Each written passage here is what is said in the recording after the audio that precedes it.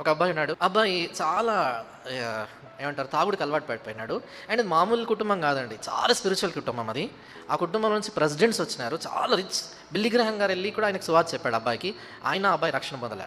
తర్వాత ఏం జరిగిందంటే ఆ అబ్బాయి కూర్చున్నాడు. ఆలోచిస్తున్నాడు. ఏంటి నా లైఫ్ ఇలాగ అయిపోతుంది. తాగి తాగి ఇంటికొచ్చి వాళ్ళ వైఫ్‌ని, పిల్లల్ని ఎంత నరకం చూపిస్తారు.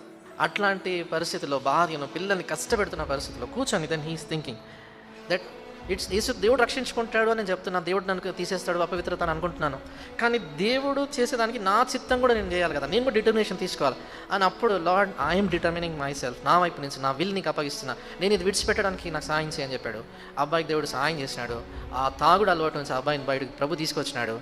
అప్పుడు తన జీవితాన్ని కడిగి పవిత్రపరుచుకున్నాడు. దేవుని కొరకు అంకితం చేసుకున్నాడు ఒక పౌరం వాలే. And in the year 2001 he became the president of the United States of America.